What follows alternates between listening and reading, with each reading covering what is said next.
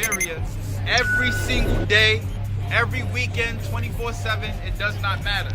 Tell them what breaking the Blackberry mean, man. What Come they on, look man. like, What is man? black, man? What is black? Copper Color Productions, man. Huh? The Copper Color King Cash Morals and Money, man. Let's get it. Black King, stand up for understand what black is. It's the essence, it's the culture. We've been on this earth, you heard? The Bronx was called for Apache. Huh? The Bronx was called for Apache, man. Oh, last breed, bro. We bringing it back, last breed. Really forever flying in this bitch, man. For the ancestors, baby. For all the ancestors out there, baby.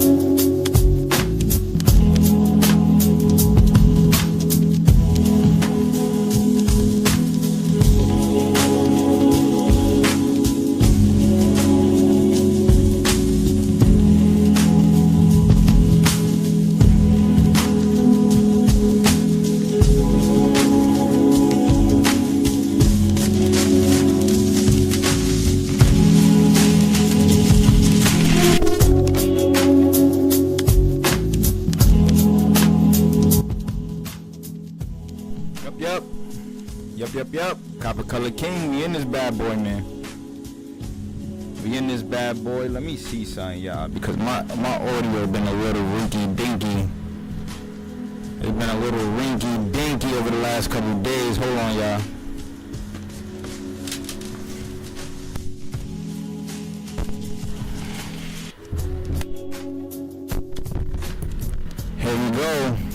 Nah, it's still low. I wonder why.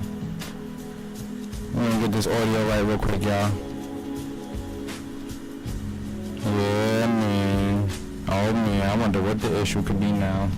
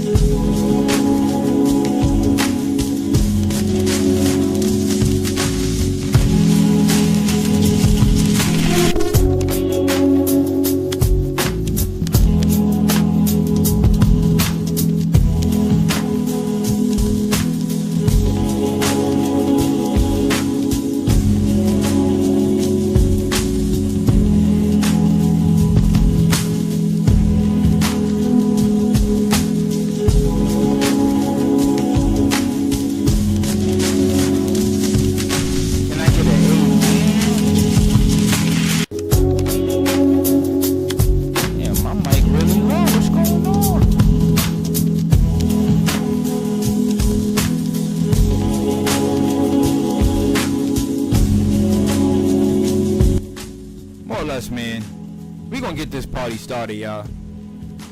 We gonna get this party started, y'all, man. It's the Copper Color King, man. We back with another one, with another banger, man. Some more good content today, man. I'm gonna talk about something real informative. So if you choose to tap in for this live stream, I suggest that you stick in this bad boy, you stay with us all the way through the end. Hey, yo, that stick in part was crazy. I ain't even gonna lie though.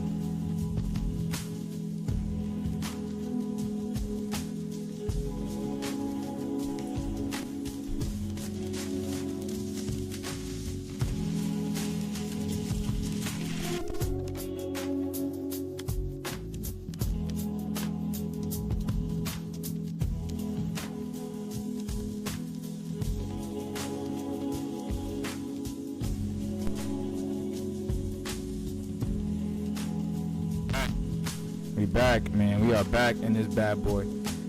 Yeah, I'm just trying to get this audio right. I don't know what's going on. See, before when we used to talk through the microphone, we used to hit the roof. I don't know what's going on right now, but I'm pretty sure I'm gonna figure it out though. That's a fact. But anyway though, like I said, man, yeah, we in this bad boy, man. We're gonna give a good drop on the history of the Melungeons of America. Yeah, the Melungeons. See, a lot of people don't know about that. A lot of people don't know about the Melungeons, or the people that were referred to as Melungeons that were here in America, you know, in Kentucky, Virginia, the Carolinas, the Melungeons of Appalachia. Who were these people? Well, Melungeons basically classify a group of mixed race people who could potentially be mixed with African, European, and indigenous descent. But you know what we teach on this channel, man. I gotta stop telling us that everything came from Africa. Everything ain't come from Africa. If you would tell us that every single day and we believed it, then we would get nowhere. We would get nowhere. Why? Because you're telling us that our history, the history that we grew up on, is correct, and the stuff that you could learn on your own is false. The stuff that your grandmother done told you is false. My grandmother was just in the crib the other day, and she told me you have some beautiful Indians in the family. Beautiful. I mean, I could look at my grandmother, my aunts, and my mother, and I could tell off the rip. Yeah, we got that injune in our blood. But one thing for sure, and I can't even discredit it, is that there's a possibility that some of these Melungeon peoples, left their traces in my family's history over the time. I've been able to identify that myself just by looking at the ancestral bloodline. We got a lot of French Huguenots, people who came over here in indentured servitude contracts. We spoke about this before on the live stream. What are these indentured servitude contracts? Well, these contracts basically dictate whether a person would be able to whether a person would be able to get over here in America. And the way they did this was they issued these servants, or these poor people coming from Europe, they issued them contracts. And in order for them to make it here to America, they had to fulfill out their contract. And some of those contracts consisted of maybe farming for a specific family, doing real labor work for specific families in order to get your plot of land, or for you to get some type of money. Stuff like that. Freedom, whatever the case may be. One thing we got to understand is that a lot of these copper-colored people, Melungeons, Huguenots, whatever you want to call them, they were coming over here to America to escape. They wanted to escape the prosecution or the Inquisition, the things that they were facing over there in Europe, right? And not to continue, talking your brains off, whatever, talking your ears off. Let me show y'all who these Melungeons are. These are the Melungeons of Appalachia, the Melungeons of America, period. And if you've seen that picture of Abraham Lincoln up in there, yeah, that man was Melungeon too. There's a chance that Abe Lincoln was definitely a black man. No, there's not a chance. This is all facts. But yeah, if you just look at the skin tones of some of the people that you see in the slideshow, in these pictures here in the slideshow, right, let me get it started for y'all. As you can see, some of them have extremely dark skin complexion. Some brown, some folks may be close to white, looking damn near Indian, right? Some folks still have their European features, the mustache, the hairstyles, whatever the case it may be. We still see here that they are copper-colored people. The Melungeons were mixed race people, but for the most part, they were groups of colored people who lived, like I said, in Kentucky, Virginia, Tennessee, places like that. These people often used their status to avoid slavery, and a lot of them had major amounts of wealth. While, like I said, a lot of these Melungeons, they were coming over here as indentured servants. So after they would finish out their servitude contract, they would then seek to acquire land in places where they can now increase their net worth or build on their income, stuff like that. And I say this to say, man, there was so many different black communities here in the Americas. You got the Black Dutch, like I said, the Huguenots. Like I said, most of the Aboriginal peoples were being classified as colored people, Negroes, right? A lot of the Navajo, copper colored. I just came from Phoenix. I went inside a little artifact spot, and what I seen, just mad dark-skinned Indians. And I'm like, yeah, bro. It's like, no matter what people may say, like I said, man, I may not be exposing the truth behind who Jesus Christ was or whatever the case may be. At least I could give y'all this sauce and explain to y'all, being black, man, is so vague. It just leaves us in one place, when our black blood has a lot of history behind it, history that we need to know, we need to understand, and that we need to put into perspective. Now I'm gonna play a video for y'all real quick. This video is about the Black Dutch here in America, ladies and gentlemen. I want you guys to check this out, right? Give it a listen. Let me know your perspective on it. I want to hear what y'all got to say. Like I said, this is about the Black Dutch. Let's check it out. Welcome to the AncestralFindings.com podcast, episode number 8. Were you told you have Black Dutch ancestry, but don't know what it means? It means a lot of different things. Here is what you need to know about these people.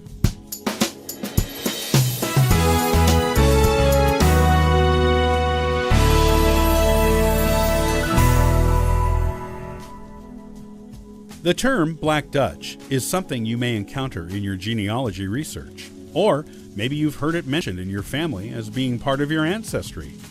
But what does it mean exactly? Who were the Black Dutch? If you're just getting started on your genealogy adventure, you may not know. This is the explanation you need. I found it very interesting to learn that the Black Dutch were not one particular race. That is the most important thing to remember. It is a term that is used in historical documents to refer to several different groups. Knowing your ancestral origins and some of your family history will help you put the term Black Dutch in context with your own family. The most common designation of Black Dutch refers to Dutch immigrants to New York who had swarthier complexions than most other Dutch. The darker complexions were usually due to intermarriage or out-of-wedlock births with Spanish soldiers during the Spanish occupation of the Netherlands. Many of these so-called Black Dutch are still in New York today, while other families migrated south and west to other states.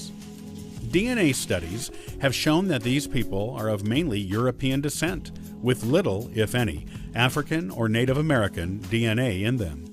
Sephardic Jewish merchants came to the Netherlands from Spain and Portugal in the 15th century after being expelled from those nations.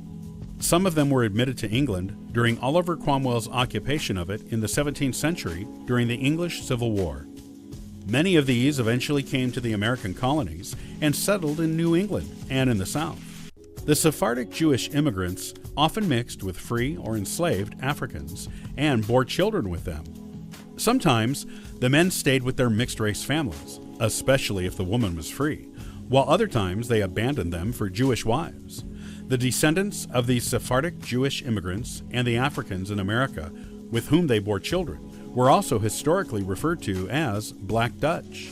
Some Native Americans, particularly the Cherokees of the Carolinas, identified themselves as Black Dutch in order to avoid being sent west to reservations. Giving themselves this designation also allowed them to buy and own land in the East, something that was only permitted to those of European descent at the time. These natives denied their ancestry, sometimes for generations, because they were concerned their land would be taken from them and they would be sent west. Today, though, most natives who identify... Let's just pause for a second for those who are tuned in. Let's just pause for a second, right?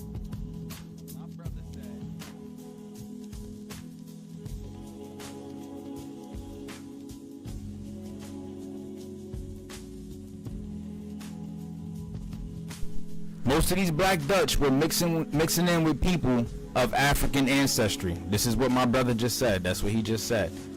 I want to tell y'all how much of a piece of bullcrap that statement is. Now, why do I say that? Well, when majority of these people were coming here to America, who were the people inhabiting the lands? Who were the people living on the land here in America? You gotta ask yourself that question. Who were the people living here in America? It was the Aboriginals. It was the Aboriginals, right? Let me show y'all something. Indigenous map of America. Now, when we look at these indigenous maps, right? Maps like this one right here. We look at maps like this. You got to understand, compared to the quote-unquote number of Africans that they were bringing over here to the Americas, you had people like Columbus and his brother Bartholomew who made claims that they encountered more than 1.1 million inhabitants on the Caribbean islands alone. So, coming to America, in order for you to mix in with African people, right, and then create this entire new population of folks, that means that African population would have had to outweigh the indigenous population here in America. Another thing that's not true at all. See, statistically, right? Let me tell you something. They brought over close to 300,000 slaves here to America. From Africa and from Europe. From both. Right, but we have to understand. The first slaves on this continent were the people who lived here. Going hand in hand with the black Europeans, right? Let me show y'all something. This is on the Melungeons. Right, I'm gonna bring this back to the Melungeons because the Black Dutch and the Melungeons, they share things in common when we talking about history. They have a lot in common when we talking about history. So again, something that we gotta understand. These folks, these Black Dutch, those people have the same ancestry as these folks who would be considered Melungeons. Right, look, it says their ancestors were likely brought to Virginia as indentured servants in the mid-17th century. Again, though, they're going to say it's a mix of Europeans and sub-Saharan Africans, right? But when you look at this picture right here, right, do any of these people look like they can be any type of African? I need somebody to drop a comment, let me know. Right, or when I pull this one up, and we go through the slideshow, and y'all start seeing these pictures. Oh, even Abraham Lincoln, who has Melungeon ancestry. Do any of those people look African? Gotta think about it. They don't look African to me. Even if they had portions of African blood, African people have a specific phenotype. This takes us back to that, right? Even over there in Africa, you have people migrating in and out of certain parts of that country. Of that continent. So we gotta dodge all that. When they start bringing up that African mix, whatever the case may be, it's a possibility, but it's not something that we can 100% agree with. Another thing to keep mind of is even the term Melungeon itself is just a term that means, it's from Latin, and it means to mix, mingle, and intermingle. Right? So the Europeans themselves gave that name to this group of people. Right? We're going to read into this too. We're going to read a little bit into this, right? But I want to finish playing this video for y'all. Let's continue. As Black Dutch have become open about their ancestry. If you have a native in your family who identified as Black Dutch in order to stay in the East and buy land, you will probably know it through family records and strong oral tradition. The term Dutch has long been used for German immigrants, as Germans called themselves the Deutsche people. This easily anglicized into Dutch, and both German and Dutch immigrants became known by the same designation. So we learned the origins of the term Dutch, right? The Deutsche people. The Deutsche people. The Pennsylvania Dutch are the descendants of German immigrants, and many groups of them, particularly the Amish, still speak various versions of German today. Like the dark-skinned immigrants from the Netherlands, who settled in New York, German immigrants to Pennsylvania and other areas were also referred to as Black Dutch if they had darker than usual complexions. The surnames of these Black Dutch have remained decidedly German even to the present day, making it easier to identify a Black Dutch ancestor who was really a German immigrant than possibly for any other group of people referred to as Black Dutch. As many northern families who were referred to as Black Dutch immigrated south, the original meaning of the term became lost through the generations. Many southern people today claim to have Black Dutch ancestry, usually believing they have an ancestor who bore children with a Native American. In most cases, this is incorrect. However, it was not uncommon for people in the South to have children with Africans during the 18th and 19th centuries, and these mixed-race families gradually integrated into their communities. Most of the Southern Black Dutch do not have German or Dutch ancestry at all, but are of English or Irish descent, with maybe some African mixed in. Since Black Dutch is an American term, you will be doing all of your research in American records. It was a common term in legal and personal documents from the 1600s through the early 1900s in this country. If you come across it in your research, or if you've been told you have Black Dutch ancestry, the easiest thing to do is to get a DNA test from one of the inexpensive companies that now does this for genealogists.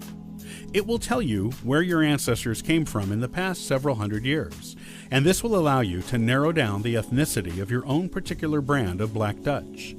Knowing this will make following the paper trail to your original Black Dutch ancestor easier. You can follow the line of ethnicity back through census records, court records, wills, church records, and even old newspaper records. Eventually, you will find someone in your line who is identified as Dutch, Jewish, German, or even outright Black Dutch. Further research on that ancestor will reveal their origins in most cases. This will allow you to prove or disprove family lore and learn the true meaning of Black Dutch. Right. All right. So they just gave a lot, right? If you somebody who's interested in learning about that stuff, then you could go and Google all of that, and Jalito family, Jalito, you know we in this bad boy. Jalito, much love, man, much love. We in this bad boy, right? We in this bad boy. More or less though, right? Now, if you want to go and do that research, go ahead, go do it, right? Pay for the genealogy, pay Ancestry, whatever the case may be. Do whatever you got to do. Just don't submit no DNA, because that's just not necessary.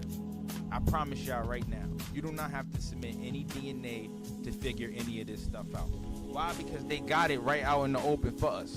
It's out in the open for us. You just have to do your own research. Now let me school y'all real quick. Let me put y'all up on game. Give me a second. I'm over here messing with this mic situation, man. I'm trying to make these mics louder, but if y'all can hear me loud and clear, then we in this bad boy. So, alright, so like they said, right, you gotta go through census records, whatever the case may be, blase, blah, to trace the ancestry, blah, blah, blah, blah, blah. Alright, whatever. We're gonna cut in between all of that, right? So we're gonna go right back to this right here. It's gonna give us a background on who these people are, in addition to what I already gave y'all.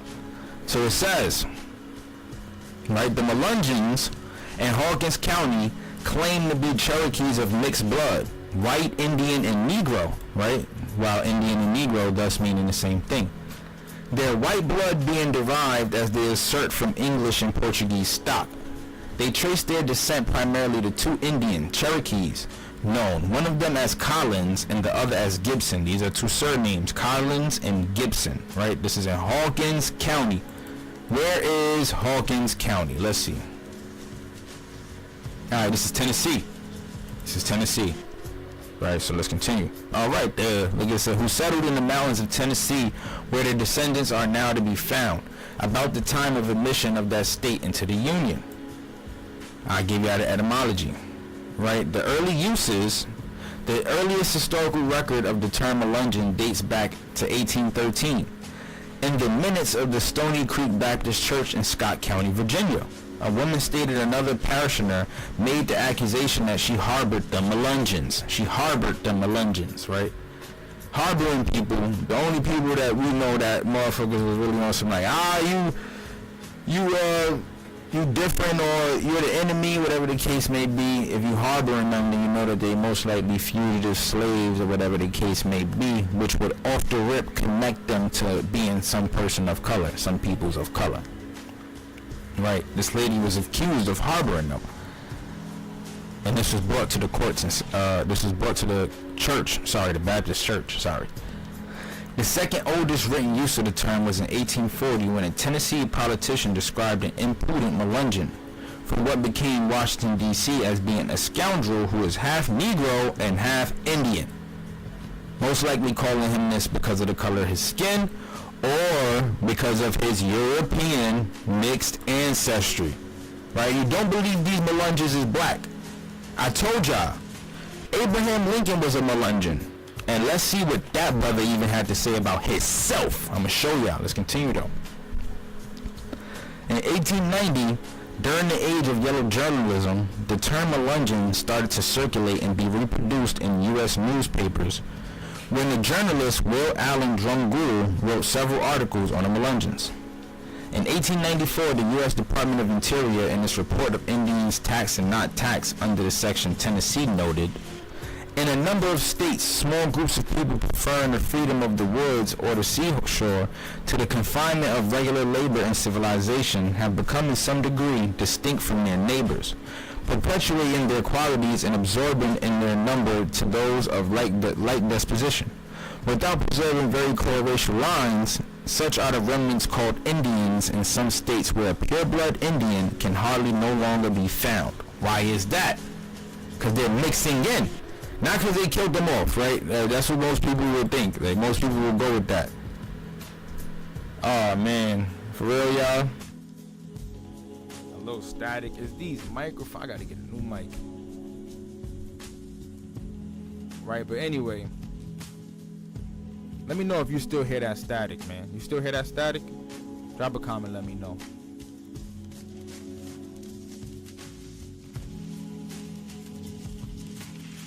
Alright, like I was saying. Yeah. Because they were mixing in, right? That's what was creating these Melungeons, not Africans. They were mixing in with Indians, who were also brown or black, darker skin color. Swarthy. In Tennessee is such a group popularly known as Melungeons. In addition to those still known as Cherokees, the name seems to have been given them by early French settlers. Early French settlers, most likely French Huguenots, right? Most likely French Huguenots who were sliding over here, whatever the case may be. Most likely them, right? Who recognized their mixed origin and applied to them the same Melungeons or Melungeons, a corruption of the French word mélange, which means mixed. Which is funny too, because we could also take the word melanin out of that. We could take the word melanin out of that term. Right, but yeah, mixed peoples. In December 1943, Walter Ashby Plecker, the guy responsible for the reclassification of the American Indian, taking their status away from them. Remember, y'all, we spoke about this brother before. He was an American physician and public health advocate who was the first registrar of Virginia Bureaus of Vital Statistics, serving from 1912 to 1946. He was a leader of the Anglo-Saxon Clubs of America, a white supremacist organization founded in Richmond, Virginia. He was a white supremacist. Walter Plecker, your name is popping up again, bro. Your name is popping up again. My people really don't like you. That's all that means. Hold on. That just means my people really do not like you. And I'm not surprised. I'm gonna be honest. I'm not surprised. You did a lot. You're responsible for a lot. You're the reason why a lot of these people now can't even trace their Indian ancestry, right? They can't trace their roots back to nothing Aboriginal. Even though it shows in their character, it shows in their phenotype, it shows in who they are. We see it clear as day. Right, but let's continue, man. I'm gonna give y'all some more. I don't want to make this about Walter Plecker. I got a video about him. Make sure y'all go like, comment, and subscribe, and go through the entire Breaking the Black Barrier playlist, and you'll be able to find it. It'll be right there. We spoke about Walter Plecker and his punk ass. Right, but let's continue though. Let's move forward. Right, let me pull up some facts. I'm gonna get some facts from my jack real quick. I got a video about it. Let's move forward. Right, let me pull up some facts. I'm gonna get some facts from my jack real quick. I got a video about it. Let's move forward. Right, let me pull up some facts. I'm gonna get some facts from my jack real quick. I got a video about it. Let's move forward. Right, let me pull up some facts. I'm gonna get some facts from my jack real quick. Give me a second, y'all.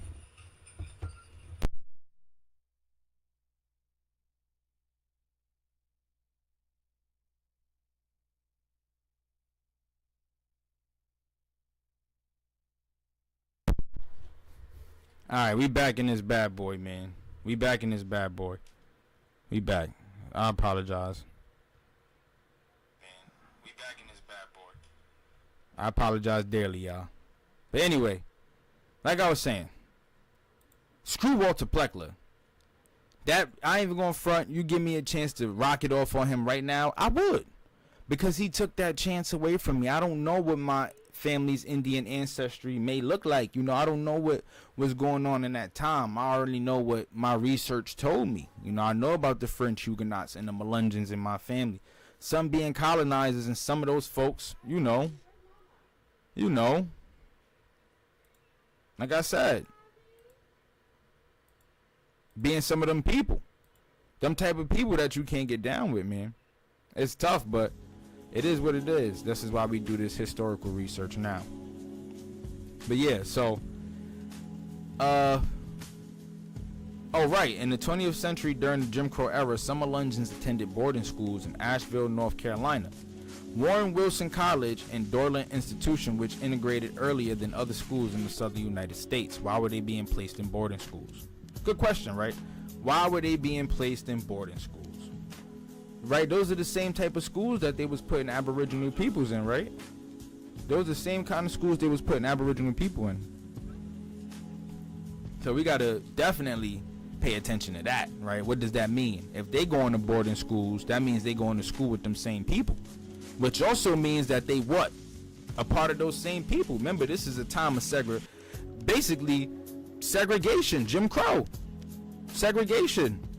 Y'all get what I'm saying? They attended boarding schools. They was going to schools with other Indians, especially in North Carolina. That's where they were mainly, right?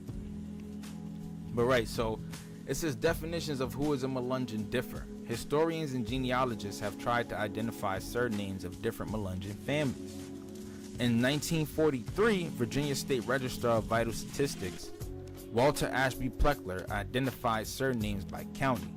Lee, Smith, and Wise, Collins, Gibson, Moore, Goins, Ramsey, Delph, Bunch, Freeman, Mice, Barlow, Bolden, Mullins, Hawkins, and those are chiefly the Tennessee Melungeon surnames, right? And I'm gonna give y'all some more surnames too, because the list goes on.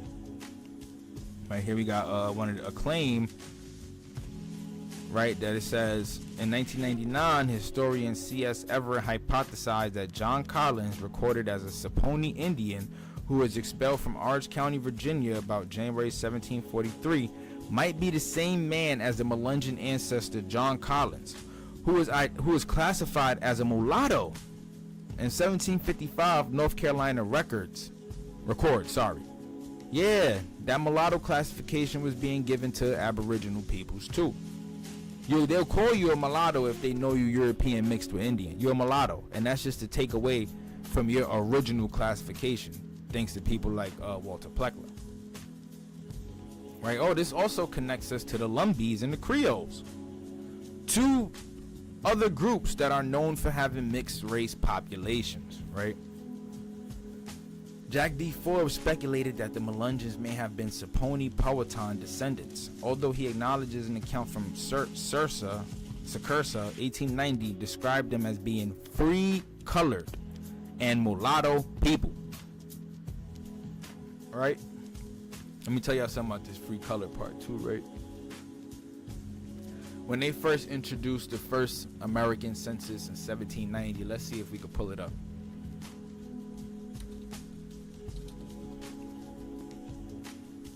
Let's see if we can pull it up, because it's just something I want to show y'all. It's something I want to show y'all.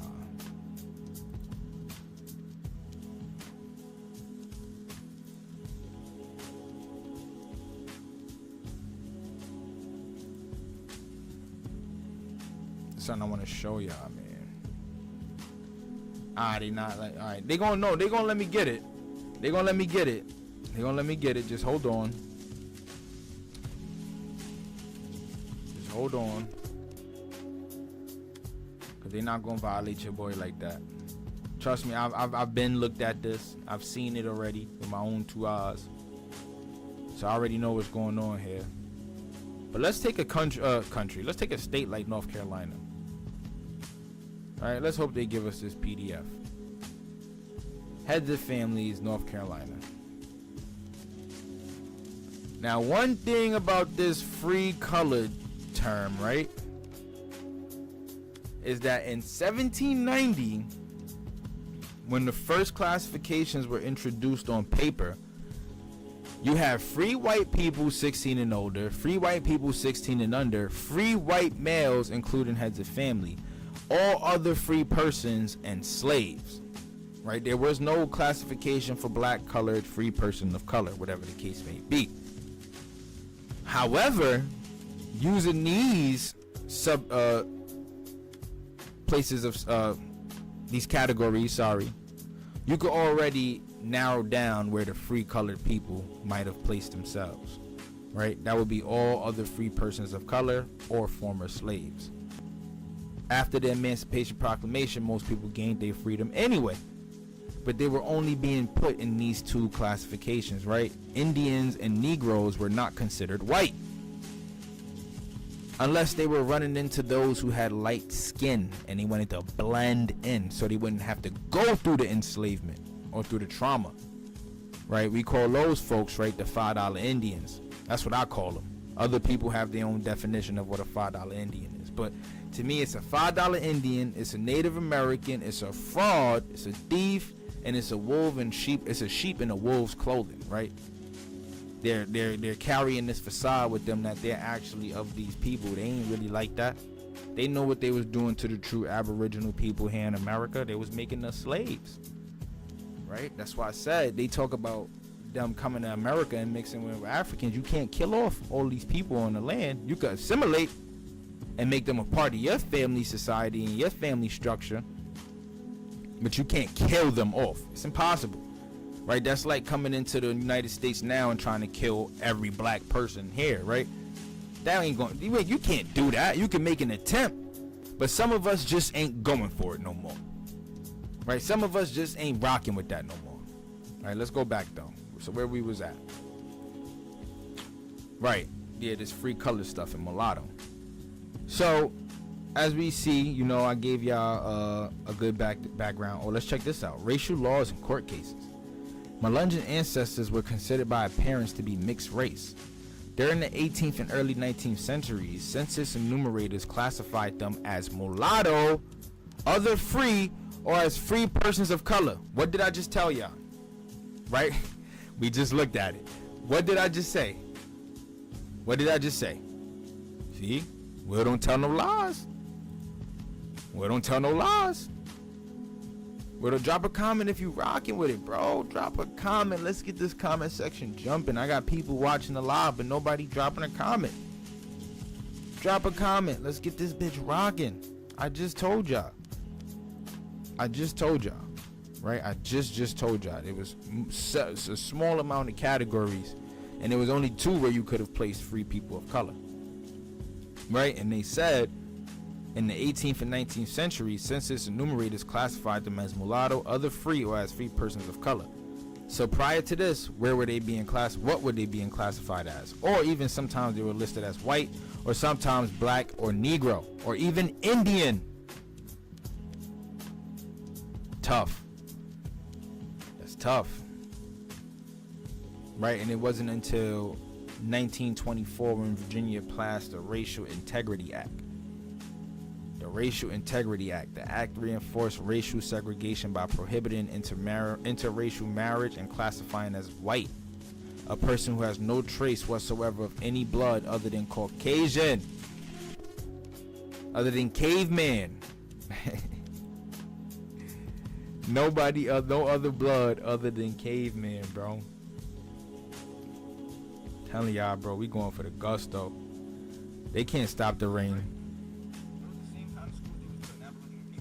They can't stop the rain, bro. We go crazy. I'm not even gonna sit here and lie to y'all. And this is why I love doing what I do. Right? Yep. They introduced the one drop rule. Right? And anybody with any trace of African ancestry was legally black and would fall under Jim Crow laws designed to limit the freedoms and rights of black people. Thank you, Walter Pleckler. Thank you, Racial Integrity Act. Thank you, Franz Boas. Thank you, Anglo-Saxon white Caucasian men. I just want to say thank you to all of y'all, because y'all the reason why all of this happened. Y'all the reason why now if I ask my grandma, do you know if you heard you was Indian, or you know for sure? I heard, baby. I heard. Now you know for sure, right? They don't even know about the Melungeon stuff, and it's history that go with that. So that's why it's like, damn, bro. Fox and Socks, where you been at? Yo, that's crazy. I ain't even gonna lie. I missed you, family. I ain't even gonna front.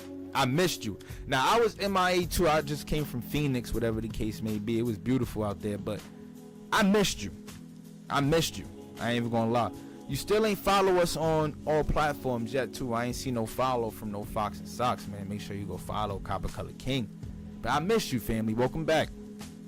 Right, then them immigrants were already classifying themselves as white above everybody else. Yeah, for sure. Because even the ones who were brown skin and light skin, they never really wanted to get down with what was happening to people of color. So the minute they got the chance to side with them, you know, or preserve their classification under that term white, it gave them leverage, right? And it also gave them access to wealth, especially at this time, because we know once the Emancipation Proclamation came about, black people lost their wealth as well, because there was a lot of black landowners and slave owners, people who were profiting from this same system and this same structure that these folks was dealing with. So once we hit that point, and these cracker-jacker black folks, or these light-skinned, brown-skinned black folks who ain't want to stay true to the true to their fam, true to their kin, they went and sided with the ops. Right, and those folks could even still be classified as Melungeons. It's crazy though. I feel you, bro. I feel you, bro. Do your thing, man. I'm trying to get my family ready for one too, bro, because I want to learn, meet the folks that people been saying I need to meet, a whole bunch of shit like that. But it's stuff like that that keep families connected. I praise you. You get your flowers for that one, man. I ain't even gonna lie. Family is important. Right, but let's move forward. So, right, this right here is a little article on the Melungeons. They're gonna show all the same photos too, by the way. Right, it says, are they blacks or whites? Right, people who make a big issue about race, about being pure, this or that. Race has been brainwashed as children, growing up in racially polarized mental environments. For sure, this is for sure, because let me tell y'all, at one point in time, people weren't pulling this race card. Oh, you black, so I don't like you. You white, so I don't like you. Black and white people were working together. That's how you have Black Dutch, Melungeons, Creoles, Lumbees. People were working together. They weren't dividing themselves based off color. No, they were dividing themselves based off wealth. Let's remember, even at that time, an Aboriginal person couldn't be granted for his freedom, or even couldn't even be recognized unless he was a taxable citizen. Tithable. The word is tithable. I'm gonna drop it in the comments. Might spell it wrong, but somebody could correct me. Tithable, a tithe, and I'm gonna give y'all the definition of that too. The word tithable. Tithable, right? Let's see what tithable means.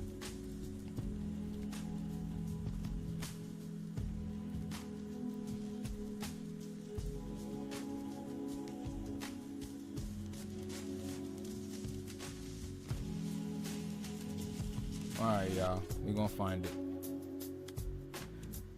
Right. Alright, a tithe is a portion of one's annual income contributed voluntarily or due as a tax, especially a contribution of 1/10 of one's income for the support of the clergy or the church. Right, this goes back to Europe. This goes back to today's side of the world, right? If you were tithable, aka taxable, then you were being recognized as, you know, as a citizen at that time. Then when you have all of these people, these Caucasian racists, like people like Walter Pleckler, who just see things from their evolutionist standpoint, one group of people is superior than the other, whatever the case may be. Once they introduced all of that stuff, it was like, yeah, we're gonna make this about race now. And on top of that, white people were mad because they couldn't enslave us no more, right? They were angry because they couldn't put them shackles or do all of those different things to us anymore. We had freedom, and not fake freedom, real freedom. And not, you had to have some wealth type of freedom, real free. You could be poor and free. And white people didn't like that, right? They didn't like that, especially those who got most of their wealth from slaves, right? Let's see, there's a part in this right here that I wanted to talk about. Right, this part right here, it says don't want tainted blood. This is a Tennessee court case in 1874 against a woman named Martha Zimmerman. She was a Melungeon woman whose right to inheritance was being contested because she was believed to have Negro blood. Her attorney argued that Simmons' family was really descended from ancient Phoenicians who had migrated to Portugal and then North America. Ooh, big drop. Because watch what I'm about to show y'all, right? Not to mention there's a place called Phoenicia over here in America. We got a Phoenicia in America, y'all, for those who don't know. But this is important because they tied these Melungeons into the lost tribes. I'm gonna show y'all. Years later, Zimmerman's attorney wrote about the case, stating our southern hybrid people will never tolerate on equal terms any person who is even remotely tainted with Negro blood. But they do not make the same objection to other brown or dark-skinned people. Like the Spanish, the Cubans, the Italians, etc. Read my hub. Are blacks the cursed descendants of Ham? For a far explanation of his tainted blood. Ooh, big drop. Jack Goins, another researcher who identifies himself as Melungeon, had relatives who were listed as Portuguese on the 1880 census. He had a DNA test done and was unpleasantly surprised when the test showed he had African ancestry. That's why you can't do the DNA test, because that's what it's going to show you off the rip. Right? How you're listed as Portuguese on the 1880 census, but the DNA test told you you was African. The paper trail. Follow the paper trail. That DNA test. Listen, bro. Africa is not even wasn't even. Africa got countries in it that was introduced to us probably 40 years ago, 50 years ago. So, I'll give y'all one for example. Let's go check it out. I'll give y'all one for example. I know where this is at too, like off the back of my dome. And this is how you know I just really be here freestyling and wilding. Alright. It's somewhere along Gabon. Gabon. Now watch this, right, y'all? This is in the Republic of Congo. Or this would have been the Republic of Congo. Or whatever. Let's look at Gabon. When was Gabon in Africa created?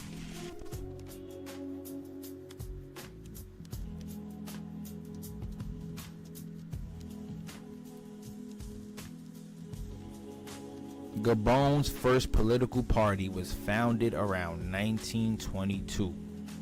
In 1910, Gabon became one of the 4 territories of French Equatorial Africa.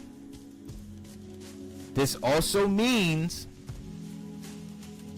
that the French colonized this part of Africa and reestablished a whole new name.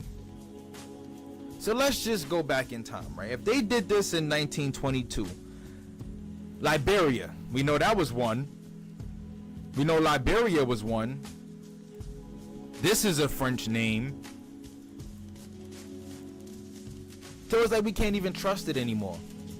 Because these places, these names, even the people, they were migrating from all over.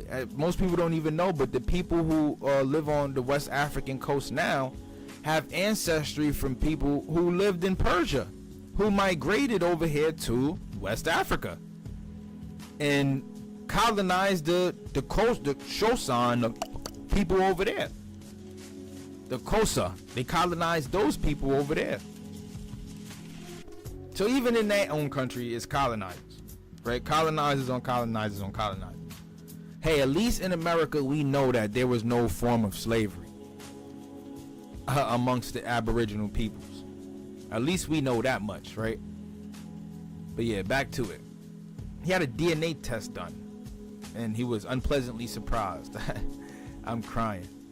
But that DNA test lied to you, my brother, right? And we're gonna go a little bit more deeper into it. Let me borrow this book again for y'all. Yeah, man, this one got some fire in it.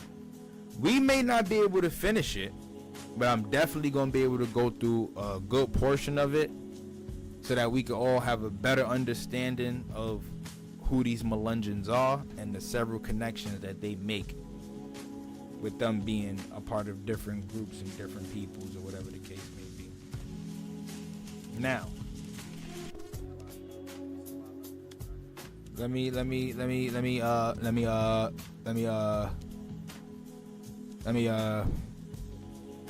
get into this bad boy.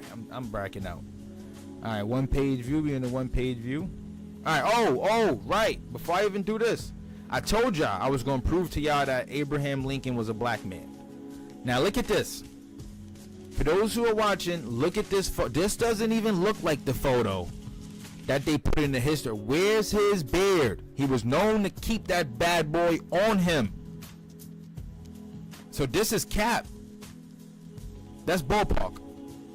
That's not Abe Lincoln. You can't give me this picture, then give me this picture, and then give me this picture, and then give me this picture, all these, and then expect me to believe that this is all the same person. Nah, right? Because his own autobiography said this. Ha! Now what it say? This is page 36 of Abraham Lincoln's autobiography. And we're going to go through this too. 67 pages. It's fire. He said, I was losing interest in politics. Oh, you know what? Let's start from the page before.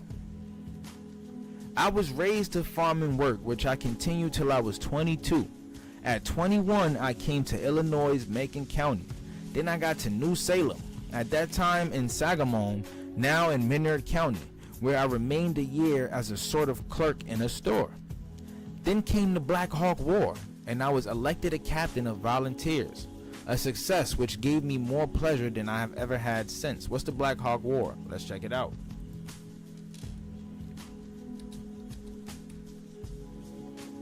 The Black Hawk War was a conflict between the United States and Native Americans led by Black Hawk, a Sauk leader.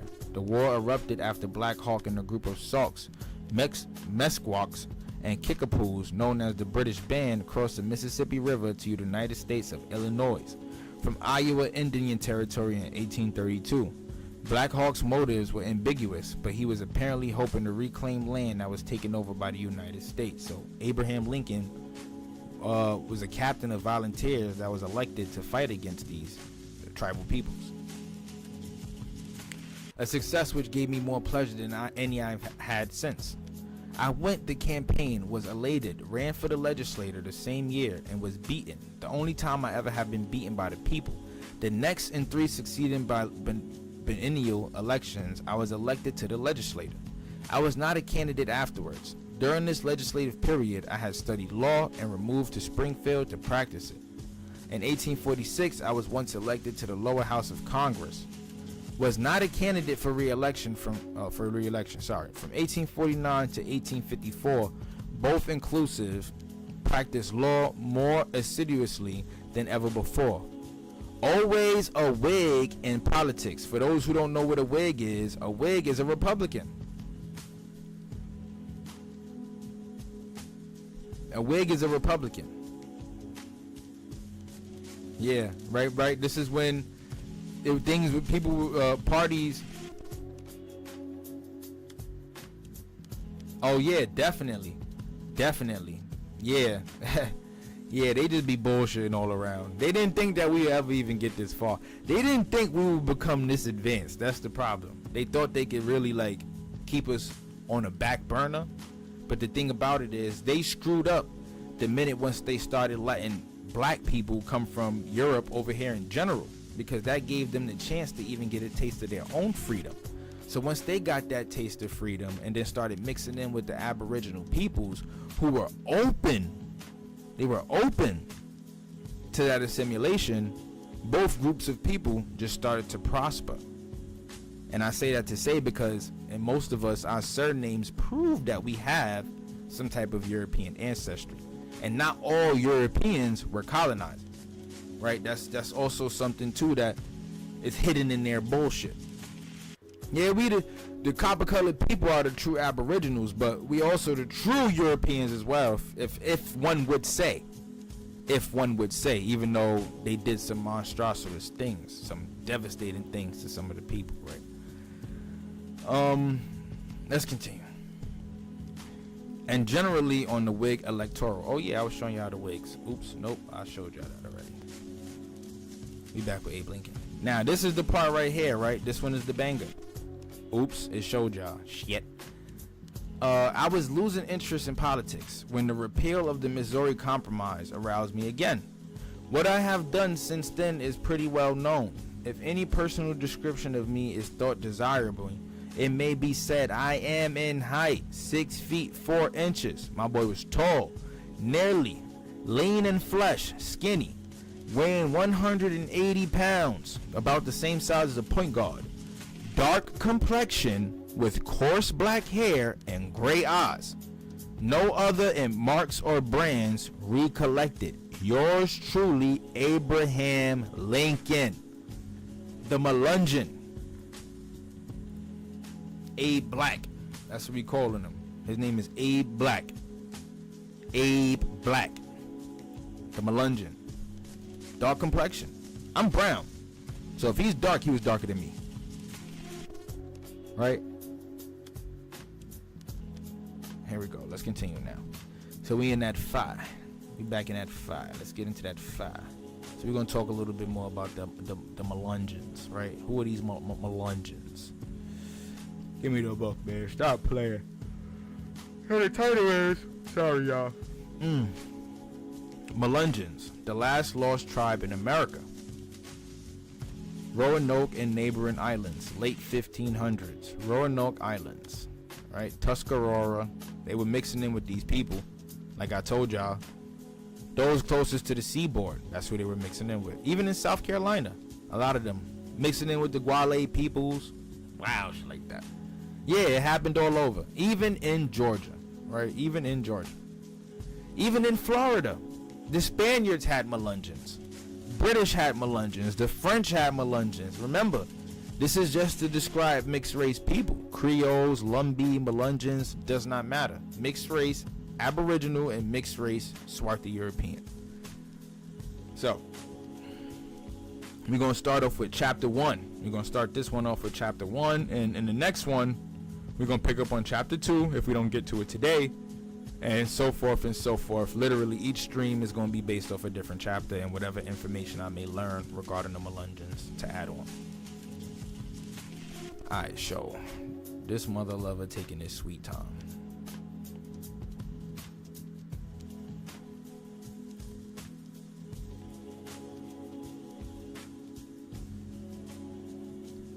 Alright, preface. Let's skip that. Chapter 1. Melungeon mythology. How did we get there? Right? Who are we and how did we get here? So it says, when I was in high school biology class in Kingsport, Tennessee, Mr. William Burns, our teacher, told us about a mysterious people who lived in the nearby Appalachian Mountains. He said they were called Melungeons and belonged to none of the races with which we in the South were familiar. That is, they weren't white people. They weren't Negroes, and they weren't Indians. Who are they? We asked. What do they look like, and where did they come from? Mr. Burns told us that few local residents had actually seen any real Melungeons, but the ones who had said they were slender, had long straight black hair, coal black eyes, and brown skin. But they had faces like white people, right? There you go. That's what they're talking about. Not saying that as much as like they didn't look Negroid. These people are still Negroid. It's just that even back in Europe, you know, they're mixing in with people who may be of a, you know, Caucasoid phenotype, who may be white. giving them these features. You know, they don't have the plump lips all the time, or maybe the broad nose, but still they have that melanated skin complexion. These people would be considered black today. Today, in the world today, they would be considered black. No denying that, right? Let's continue though. Where we at? They supported themselves by hunting, herding, fishing, and farming in the remote hills. They spoke an unusual language. They kept to themselves, and it was best not to bother them. One thing to point out, how would they have gotten all of this knowledge of the land without mixing in with the natives or with the original inhabitants of the land? That's one thing to think about. You got to make it make sense.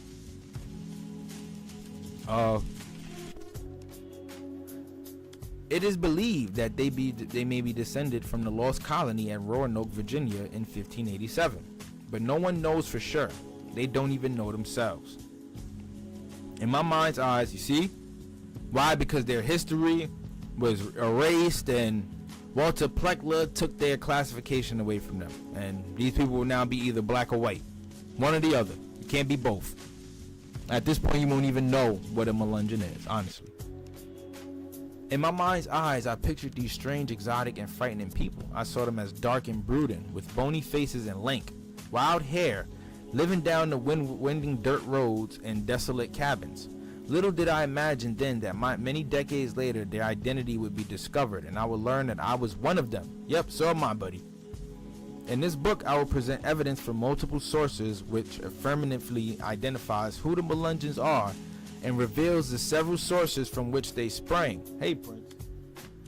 I will also provide material suggesting that two very famous Americans, Daniel Boone and Abraham Lincoln, were of Melungeon descent. I just showed y'all that though. My boy was a dark-skinned man with coarse hair. Where we at? If you agree with my analysis of this evidence, then you will find yourself, as I did, reassessing much of what you were taught and believed about colonial American history. Yes, you will. You got to reassess all of it, not just that one part. You have to reassess every last bit of it. Every last bit. Right, so these following five photographs show the diversity of Melungeon appearances in the present day. Right, you have maybe this is probably a brown-skinned woman, right? Maybe light-skinned, brown-skinned woman, and you have Donald Panther right here. Maybe another brown-skinned man. You know, they said they were brown. And then you have Shannon and Annie Hirschman. Now this one is funny too, right? Because I have a cousin who looks just like this woman right here. High yellow, just like this. Looks just like Splitting Image. But I already knew. Like, I came from Nah, bro, these ain't Hindus. These is not Hindus, bro. Not even close. Take a look. Not even close. Abe Lincoln, a Melungeon himself. These are Melungeons. Of course, these is black and white photos. But these people of brown, you know, high yellow skin complexion. And Boy said it himself. Boy said it himself. He threw Abraham Lincoln in the mix with Daniel Boone and was already told that they had straight black hair, coal black eyes, and brown skin. They just had faces like white people, except they were much darker in color. Very much darker in color. Just like these Melungeons. There you go my boy Abe Lincoln. That fake photo of Abe Lincoln. And then this brother right here is in plain sight. Is in plain sight. I'll even give y'all some drop from my family, right? I got people in my family who look just like them. Literally. Just like them. And it's so crazy because when I'm reading this, I go back to the genealogy that I did, and once I find the French Huguenots and the Swarthy Irish folks and the Melungeons in Virginia and all of these different groups of people, it starts to make sense to me, right? But let's continue, right? So what they say. Several substantive research works have been written about the Melungeons since 1969. each building upon the others to identify their origins. Amongst the most popular and well-documented theories discussed are 1. That Melungeons are survivors of Sir Walter Raleigh's lost colony of Roanoke, Virginia, the Croatan. The Croatan, if anybody know about that. There's a story about those Croatan peoples. We can actually explore it a little while we go through this. 2. That Melungeons are descendants of the ancient Carthaginians. And 3. That Melungeons are remnants of the tribes of Israel. And 4. That Melungeons are descendants of shipwrecked Moors, Portuguese, and Turks. Let's consider what earlier authors have had to say about these 4 possibilities. Right? I'm assuming... Oh, Roanoke Island. The first English settlement in the New World was founded on Roanoke Island, North Carolina in 1854. Officers of this settlement included the following men: Philip Armadas, Arthur Barlow, John Wood, James Brownwich, Henry Green, Benjamin Wood, Simon Fernando, believed to have been a Spanish spy, has a Spanish last name, Nicholas Petman, John Howes, and William Greenville. On the first trip back to England, I told y'all they were bringing Aboriginals back over there, and they took some to Mauritania too, Morocco. They took some Aboriginals over there. But yeah, on the first trip back to England, they took 2 Indians, Wanchese and Mateo. It is believed that 2 Englishmen were left with the Indians as hostages for the safe return of the 2 Indians. Mateo became a true friend of the English. He was born, and many of his kindred continued to live in the coast town of Croatan. The second voyage to Roanoke Island was made by Sir Richard Greenville in 1685. From Plymouth, England, it had as principal gentlemen in the company Raymond Stuckey, Blank Burmese, Blank Vincent, and John Clark. Grenville left 15 Englishmen at Roanoke Island in 1585. They were later attacked by Indians from towns called Secota, Aquascagi, and Dasamun-que-Peu. 2 Englishmen were killed and several others were wounded. They escaped to boats and fled to Hatteras, where they met 4 companions who had been hunting for oysters. All later departed. See, that's another thing too that they don't tell us in history, right? Y'all know how many times they tried to colonize the land and failed? They tried to colonize America probably like 4 different times before they actually made landfall here in the 1600s. 4 different times, and they failed terribly. In fact, the first group of folks to actually make landfall here were the Norse, right? The Danes, the Norse, around 1000 AD. And then after that, it was the Spanish in the 1500s. It took a whole 100 and some years, 100 and some change years, for the English to finally establish a colony here in North America. So all of that wolfing they be doing in them textbooks about how powerful they were and how effortlessly it was, man, miss me with all that.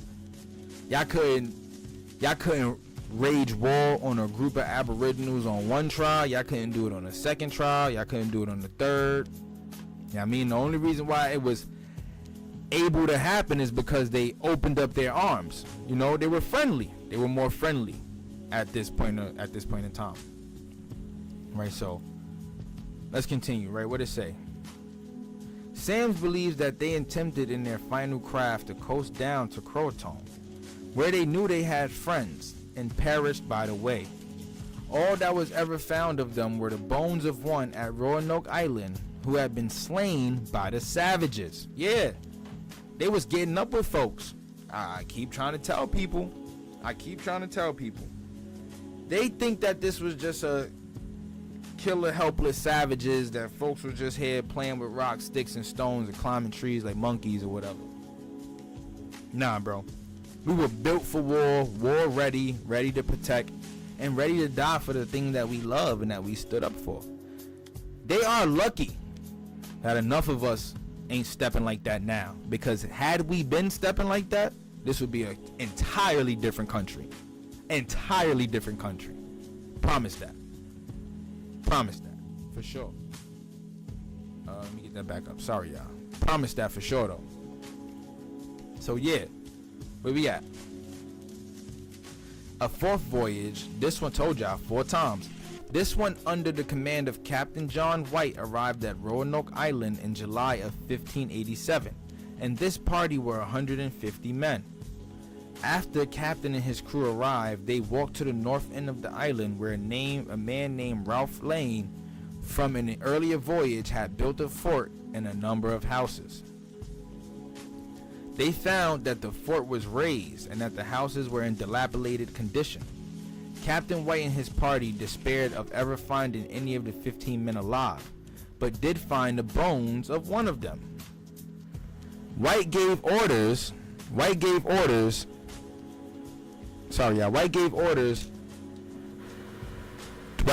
to repair the houses and build more as needed. Then on the 28th of July, George Hawley, one of Captain White's assistants, was slain by the Indians as he waded unarmed in shallow water catching crabs. Right? They was not with that. Right? Every time these folks would try to rebuild, the Aborigines would come and smoke them out all over again. Yeah, the same stuff was happening on every country over here in the Americas, bro. Like, as I learned about the history of the Caribs, Joseph Chatillon and the Black Caribs, how many times they spanked the British and the French, how many times the Aboriginals in the Southeast got up with the Spaniards, Chief Tuscaloosa and his fight with Hernan de Soto. Bro, I'm tired of sitting and seeing that these people weren't capable of being able to hold themselves down. Because the true history tells me something entirely different. As a matter of fact, it gives me more fuel to fight the battle myself. I honestly believe that I got the energy, not only the blood, but the energy, right? The energy to keep the fight going. I could do this all day. We could do this all day. I wish we could just put on boxing gloves and meet these niggas head first in the streets. For real, for real. Like in the streets with it. Come on, let's get it done. I'm with that. We go to the gym every week. I put in that paint. I'm built for it. Really, like, I'm built for it. Right? This is what my ancestors wanted. They wanted me to put myself in a position to be able to Hulk smash whenever I wanted to. And at the same time, use my brain. Right? Become a scholar. Teach people. Stuff like that. But yeah. White buried him. And 2 days later, on July 30th, passed by Croton Island with Mateo on the way to visit Mateo's kin and renew old friendships. On the 18th of August, Eleanor Dare, see, that's how they got the G-Pass. Right, they got the G-Pass because they slid to the land with this Indian named Mateo. On the 18th of August, Eleanor Dare, the wife of Anais Dare and daughter of Governor White, bore a daughter they named Virginia. This is where the state Virginia gets its name from. Virginia was the first English child born in the New World and was named for the settlement. How many of y'all knew that? Dang, bro, it's happening again. Give me 1 second, y'all.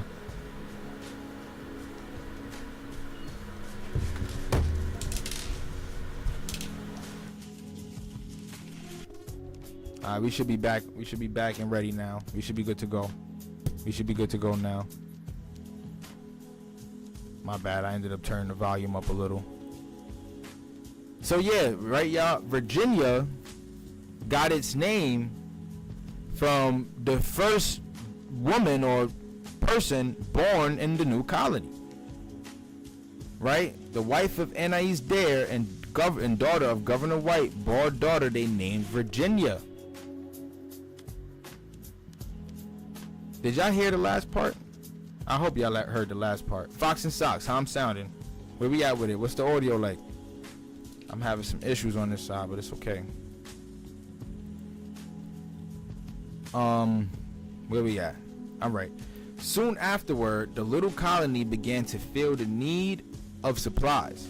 But because of the existing war on the open seas with Spain, all were reluctant to make the voyage to England. Right? They's like, oh yeah, We can't go back. If we try to cross the water, Spain gonna crush us, right? Because at this time, Spain was they were the big dogs when it came to the Navy and the Armada at this time.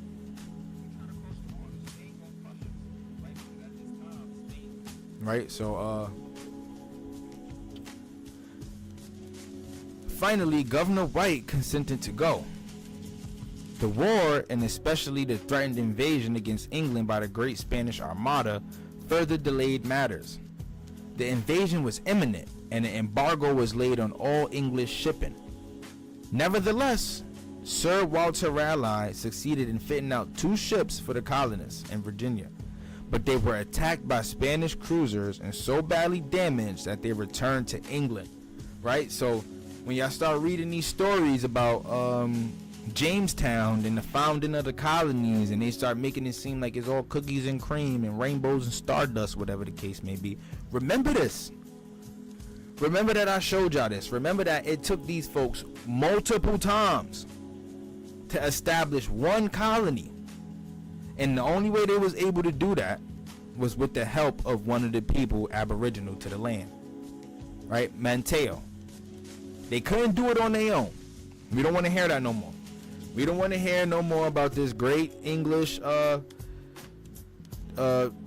whatever, great English what's the term you want to give it, colony that was founded here in America that helped spark American civilization. No, that's cap. It's a dub. Because without the help of one of us, you would have never even been able to find home here in America in the first place. Right, other attempts to send supplies to Virginia failed, and eventually all ships were diverted to oppose the Great Armada and save England. For that, the colony on Roanoke Island was lost forever. Right, and when they finally came back, I think this is when the story goes into the part to where they found Croatoan carved in the dirt or on a tree or whatever the case may be. Right, but it says the 5th and last voyage to Virginia was long delayed and beset by numerous disappointments. Raleigh eventually obtained a license from the Queen, Elizabeth I, to send 3 ships in which a convenient number of passengers, pieces of furniture, and necessities were to be landed in Virginia. Number of passengers, aka indentured servants. Yes, sir. But the order was not obeyed. Rather, in contempt of the order by government officials opposed to it, White was denied the privilege. What's up, Prince? White was denied the privilege of taking passengers or anything else in his original mandate. In the end, nothing went except the captains, the crews, and their chests. Ha! Right? Right? What? No slaves! No slaves! No slaves. The only people that came were the captains, the crews, and their chests. The crew members could have been part of these indentured servitude contracts, right? Because they had been indentured to work on the ships. We don't see nothing about no goddamn slaves. Thank you, bro. I appreciate you. We don't see nothing about no goddamn slaves. So even to found this colony, they did it without importing slaves from another country. They used what the land already had provided to them, even if it was the people. Thus, both masters and sailors were forced to disregard the interests of their countrymen. In Virginia, for a time, they did little more than remember Roanoke Island, concentrating instead on seizing Spanish ships and spoils. A task which consumed so many months that summer was almost gone before they reached the Virginia coast. That fall, the weather was to be stormy and foul. At nightfall on August 12, 1588, they laid anchor at Hatteras. They saw a great plume of smoke rising on Roanoke Island, near the place where they had left the colony. This smoke inspired them with hope that some settlers might still be there. On the 16th, 2 boats went ashore and cannons were fired at intervals in an effort to locate the settlers, but to no avail. On the morning of the 17th, several men prepared to go up to the Roanoke settlement by water, but a gale broke on the bar and a dangerous sea almost destroyed their boat. 7 of the crew drowned. See, like, and then they also make it seem like they came over here on boats that were strong enough to hold 500, 600 people. But gales breaking on the boats, and that's almost destroying your boat. 7 crew members is dying. I doubt it. You didn't even have boats big enough to take on the Spanish Armada. They didn't even have boats big enough to take on any other armada. Honestly, the reason why the Spaniards were in control is because they got to the seas first. However, even their boats weren't big enough to harbor 500-600 Africans over here to America. It's not possible. It just wasn't possible, right? Yeah, they would find young, curious, indigenous people to manipulate into the false sense of comfort around them. For sure, that goes hand in hand with them preaching the gospel. And for those who don't know, a lot of these tribal peoples already had their own forms of gospel, right? The religions or the mythology here was a lot similar to the one worship of Allah or Yahweh, right? Or even to Jesus Christ. So even with the gospel, I'm 100% sure it made it easier to cohabitate with these people, to loosen them up, butter them up, right? Prime them for the cooking, like prime them, prepare them to be overthrown and ethnically cleansed, right? That's the terms I use. Finally, after much persuasion by Captain Cook and Governor White, they put off again from Hatteras with 19 men and 2 boats. It was dark when they landed, and they found they had missed their destination. They saw a great fire burning to the north and rowed toward it. As they neared the place, they sounded a trumpet, and afterward played many familiar English tunes. Calling out in a friendly manner, there was no answer. At daybreak, they again landed, went to the fire, and found only burning grass and decayed trees. From there, they traveled through some woods, but finding nothing, went back to their boats and rowed to the place where White had left the colony months before. They saw Indian footprints in the sand. On the bank, they found a tree which was carved with the letters Crow. This, they believed, signified the place where they would find their lost comrades. Now, yeah, this was to signify that that's who they ended up going with. For sure, it was like a diary. And because those who were there didn't have a diary, the only way that they can leave a note on where they were left off would be to carve something like this into the trees, because the Aboriginal peoples, they didn't even use letters like C, R, and O. They didn't use stuff like that. If they would have carved it into the tree, the British people or the English folks probably wouldn't have been able to understand. That's just my assumption. But they did this to signify the idea or the fact that they went off with these people on their own will, not captured. They went off with these people on their own will, right? And then it says, next they saw an inland area enclosed by a tall palisade of tree trunks arranged to make a fortress. On the main post of the palisade, 5 feet off the ground, in fair capital letters, was carved the word Croatoan. There was nothing else, no cross, no distress signal, nothing. Then the party saw where chests had been buried and dug up goods spoiled by rain and tossed around maps and books badly torn and damaged. Armor corroded and rusty. They left all of that ish behind and went to repopulate with these people that they just met. Right? Assuming that upon meeting them, like I said, they was able to find so many different connections with their ways of life, specifically surrounding around mythology and religion. That's what brought a lot of them together. If they didn't use Christianity or Catholicism to colonize, they compared it with the mythology of the Aboriginal peoples. And this is how they were able to discover that they had a lot of worship or religious rituals that were similar to the Jews and the Muslims of the East. Right, so we got to keep that in mind. It was easy to assimilate, especially when you feel like none of your people about to pull back up. Yeah, I'm dipping off with them, and the women look good. oh yeah, we out. We out.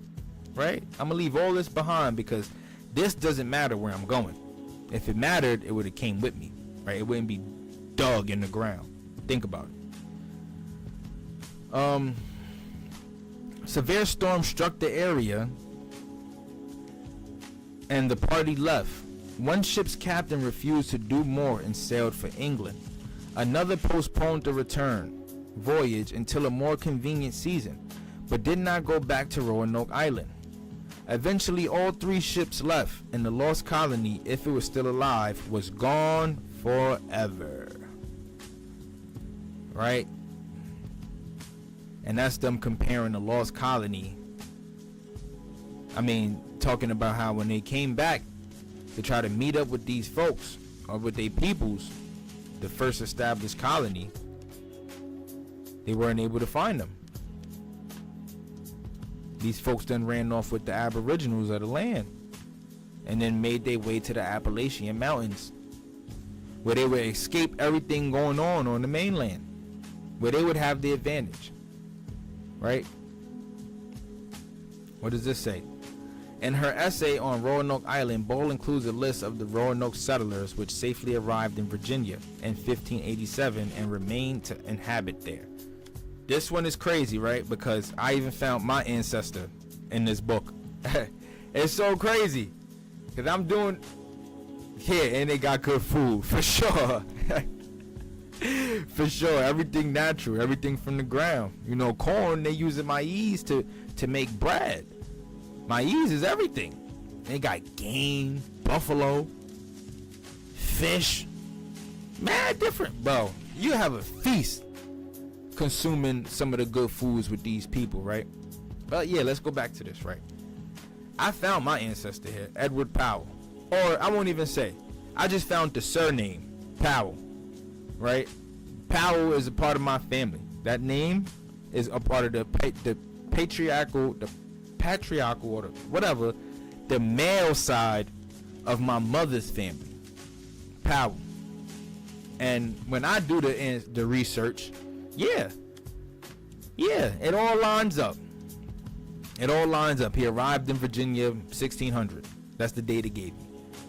It all lines up. And you know, we can't always expect those things to be accurate. But what we can do, like Sun said in the Black Dutch video, is draw these connections, right? These are some of the first people who arrived in Virginia, right? And everybody without a quote, not a quote, a parentheses with assistant or governor next to it, most likely was like an indentured servant or something. Word. Or poor families coming over here to work. Word. If you see it, your last name, your family's last name, here we go. Let's start there. Graham was Graham. G-R-A-M-E. Let's start there. Lacey. Lacey. Wildy. Wild. Taverner. Griffin Jones. He was Welsh. John Jones. Another Welshman. Brian Wiles. Right? Anglicized. Henry Payne. Right? Richard Tompkins. Robert Little, right? Peter Little. These are all of the families, right? Do your ancestry. If you see some of these names pop up after watching this video, then start making those connections. And here's some of the women. The wife of Anais, Elenine Dare. Yep, this is the wife who daughtered the Melungeon woman, right? Agnes Woods, probably single. Elizabeth Glane, maybe wife of Derby Glane, who deserted on Puerto Rico. Alice Chapman, probably wife of John. Marjorie Harvey, Joyce Archer, Jane Pierce, Audrey Tappan, Margaret Lawrence, John Warren. Let's check out some of these names. Boys and children. Children born in Virginia. Virginia Dare, daughter of Anais and Eleanor, and she was a Melungeon. Where we at? Bonnie's Ball's description of the founding and subsequent loss of the Roanoke colony is based upon popularized accounts, but it is quite possible that at least some of these colonists survived. joined the Croatan tribe and passed their genes forward to future generations. That's what I would have did. That's why it makes sense, because if you stranded on the island, right? This is how I put it. And then we'll take it back to like how the Black Caribs got down, right? We stranded on the island.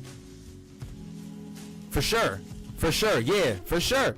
They came over to the Americas with some type of skills, right? They came over here with some type of skills, and they exploited them for the skills. Definitely no free rides, because you had to be of some type of use, right? Other than having just being a body, a abled body, you have to have some type of use. Either that or, yeah, I mean, I can't even disagree with that. For sure though. But yeah, like, think about it like this. You stranded on the island.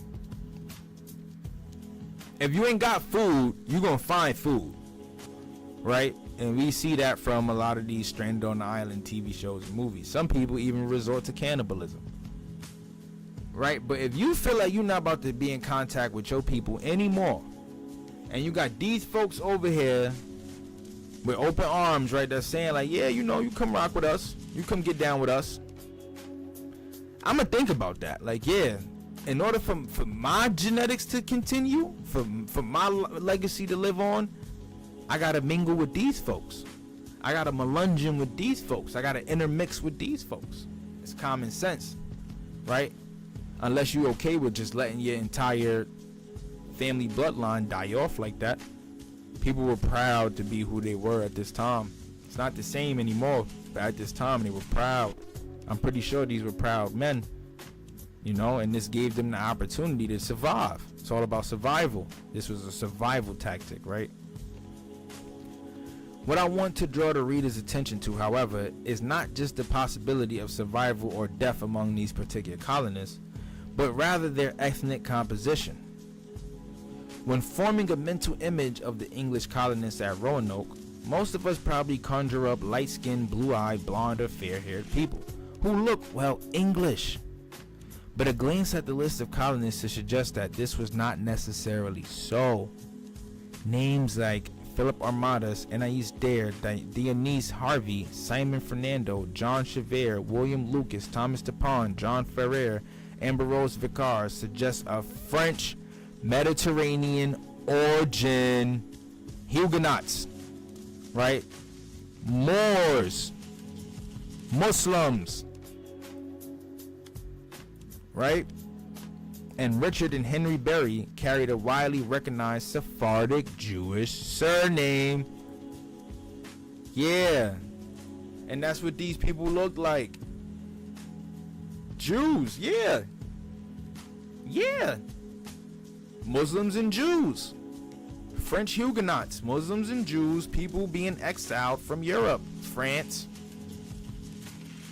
Germany, and they coming over here under the Catholic flag, under the Christian banner. Crypto Jews, that's the term. Crypto Jews, that's the term they give them. Let me show y'all something.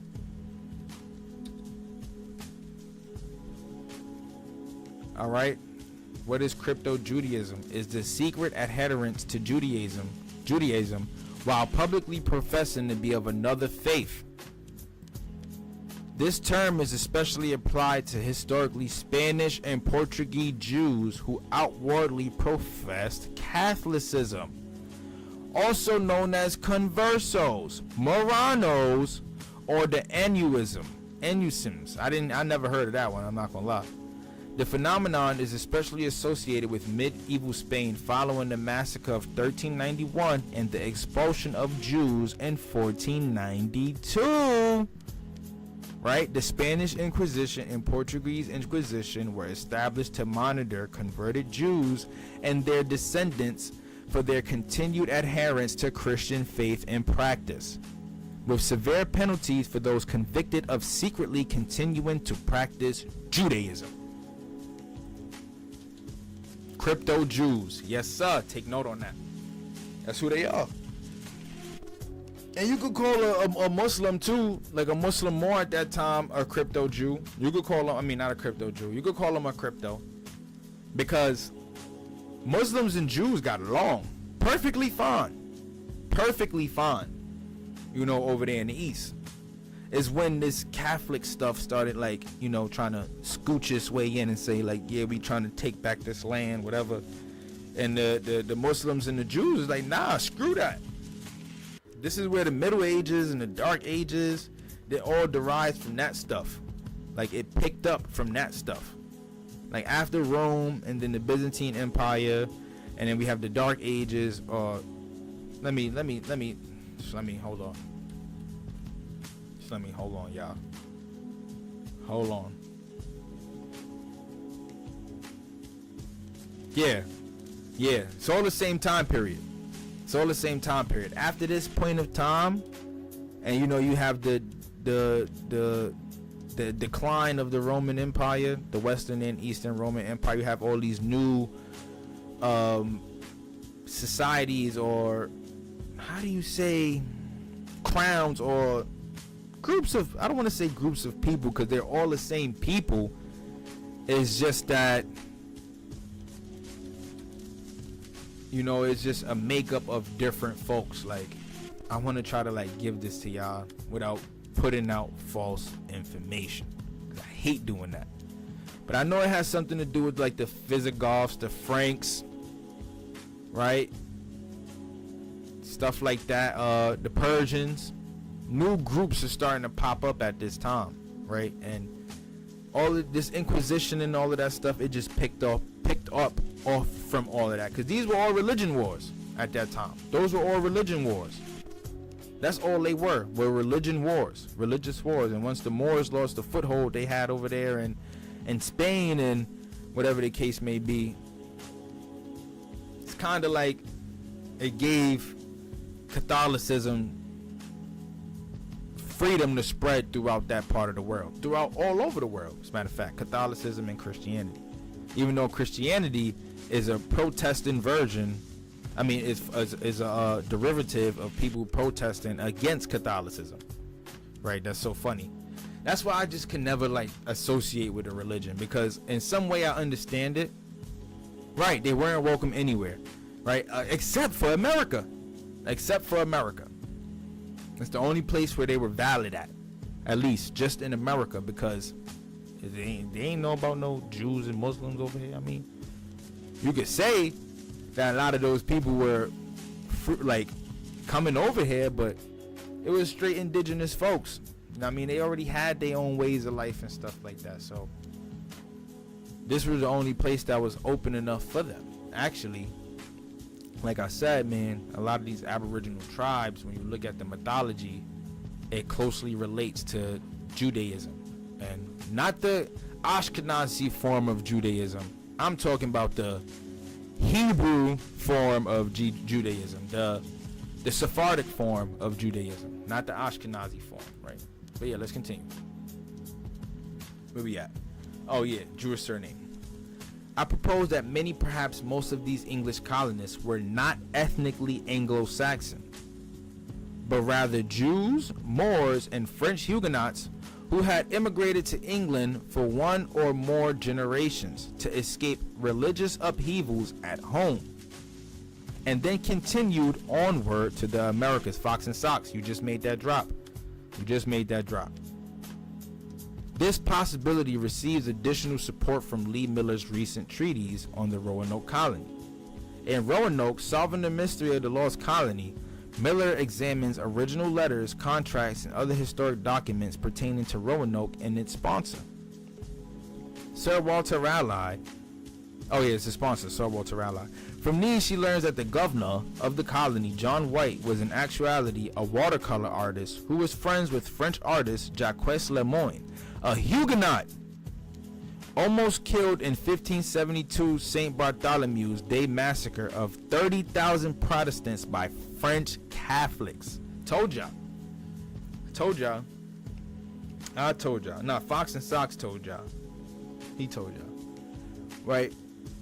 Lemoyne fled to London, as did young Sir Walter Raleigh, who was assisting the Huguenots. As Miller notes, many non-Catholic refugees fled to England from France during this time to escape death.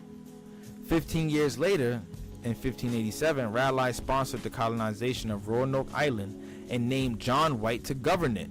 So these folks, right, to sum it up, and this is why we can't say all skin is kin, even if they were black. They escaped their own prosecution and then drew up a plan to prosecute the people and colonize the people over here.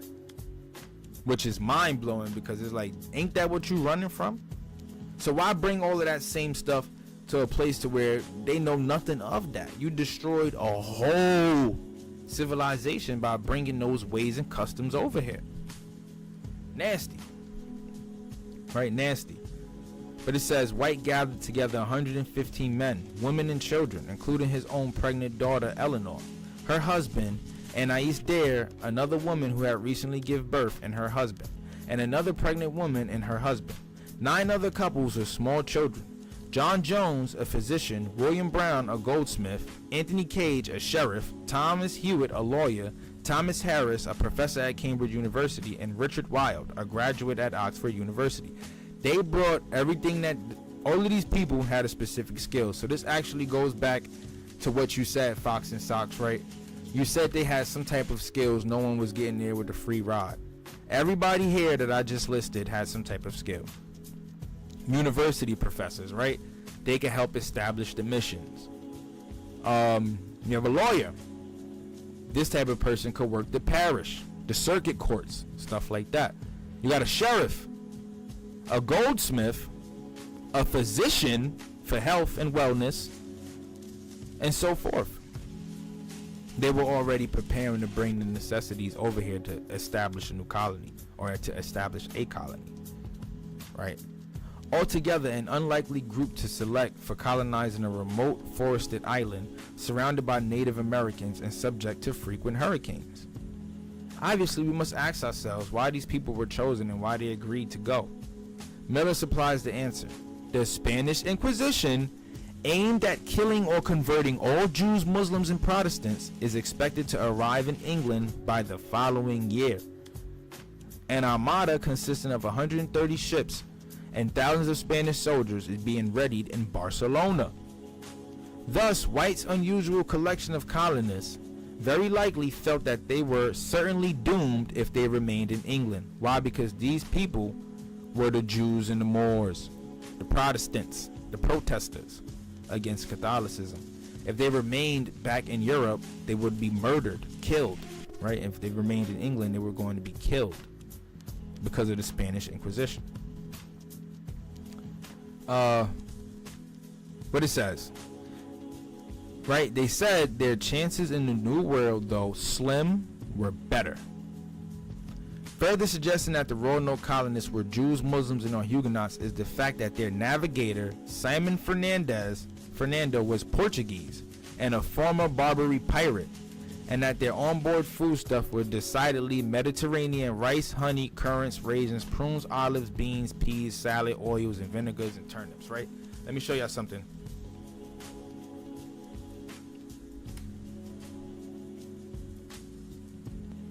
Right? Yeah. Mediterranean, meaning that the man was either like he was a Moor. A man of color. He was a Moor. And this is where they're placing themselves right now, over here in Spain, in this area, Europe, France. Let's make this bigger. Over here, they placing all of that over here. All of this. Right? But the dude, they saying Fernando was from the Mediterranean. However, he's in Europe. So that means he was from, you know what I mean? That area. Cordova. Look, Carthaginians. Right? It's there. To prove, is to show us. Like, yeah, it's like that. It gets that deep. Carthaginia. It gets that deep. Who they said these people could have been descendants of? Carthaginians. Yeah, it gets that deep. Yeah, Spain was wilding out, bro. Spain was, let's just say Catholic people were wilding out. I'm sorry. I'm not trying to take a shot at none of those folks, but they was bugging out. I'm not even going to front. But yeah, let's continue. Yeah, it said turnips, parsnips, seeds, radish, carrots, cucumbers, cabbage, lettuce, endive, onions, garlic, thyme, mustard, fennel, and anise. In addition to the English, salted pork, beef, oatmeal, butter, and cheese. Finally, prior expeditions to Roanoke Island, financed by Raleigh in 1585, had included a man named Joachim Grans, a metallurgist and specialist in gold and silver. Fox and socks, like you said, they had to be of some use. So even this man right here, Joachim Nokic, what? Joachim Noah, Nikolai Jokic. Yo, bro, nah, I gotta stop butchering these names, man. Joachim Gans, a metallurgist and specialist in gold and silver from Paraguay. With this background and name, Gans was in all likelihood a Sephardic Jew. Something else that we need to know about these Sephardi, right? This is also why they were often found to be traveling with many different pirates and different folks, whatever the case may be.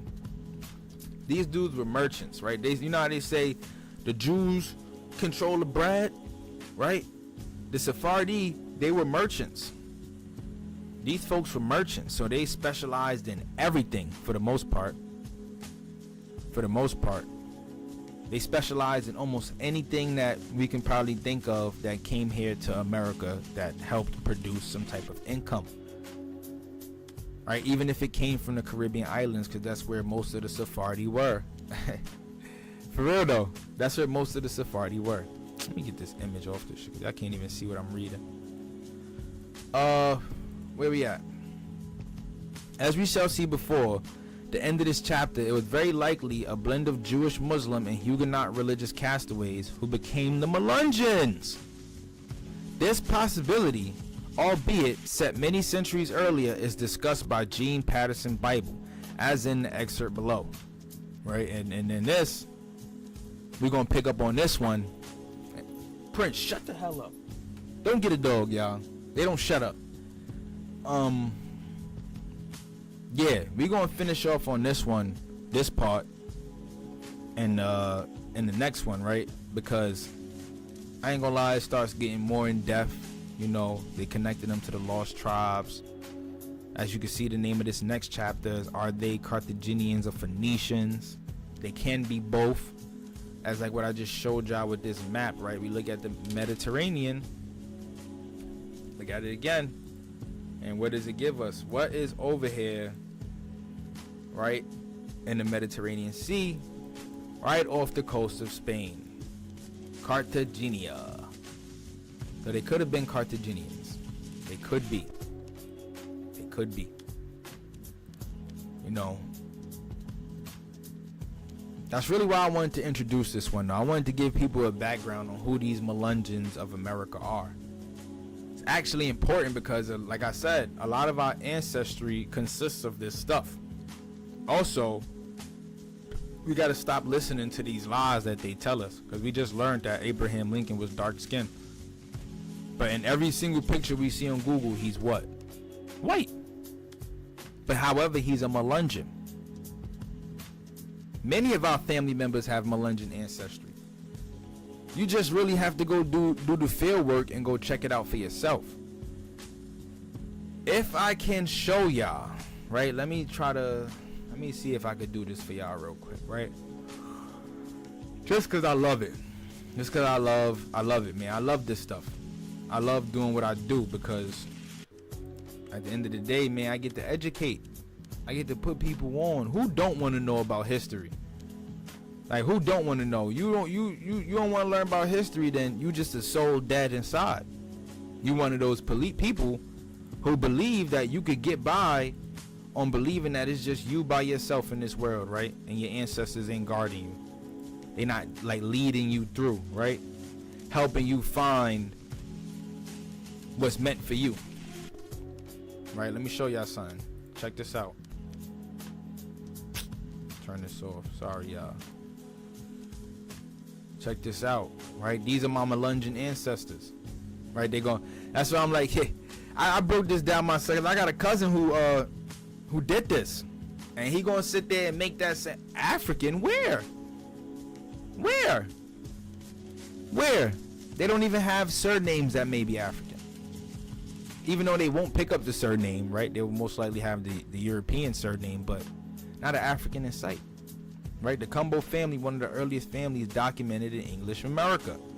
They were one of the first Africans arriving in Virginia prior to 1630. Cap, because we just saw that they said they came over here with nobody but themselves. No slaves. Y'all heard me say it. So there you go again, cuzzo. You may have to go do some research on this again though, right? They said family branches either maintain black or mixed race Melungeon identities, passed into white communities, Melungeon, Portuguese, or Irish, or fully embrace the Native American. You cannot count Lumbee, but you can count Tuscaroran, Saponi, or Mehereen. You can count those. Lumbee is not a tribe. It's just another form, or another way to say Melungeon, right? Another way. But yeah, he even tried to say that these folks, it was Africans. Hell nah. Straight Melungeons. Look at the names. Right? Mulatto. Breton Cumbos. My great grandpa. Or however long this was. 1821. Go back that far. Right? My grandmother's last name is Cumbo. Right? He was colored. A black man. He was Melungeon. Right? But why is he listed as white right here? Mulatto. Right, you see where they going with it? And that's why I'm like, yeah, I did the field work, so you can't dupe me in the head. You can't screw me up. I got another one, right? Sype Deloach, Louisa Deloach. Why is this one important? Well, let me show y'all. All right. See, I'm not out here trying to brag or anything. But people steady trying to pull my card. Those my peoples. Right, but they pointed it out. Any surname with the prefix "de" indicates Huguenot ancestry. Yes, sir. French Huguenots. But look at the shorty on the right and son on the left too. They both mixed. But these is Melungeon Tuscaroran natives, right? A Tuscaroran Aborigine. She looks nothing like those Mongoloid folks, right?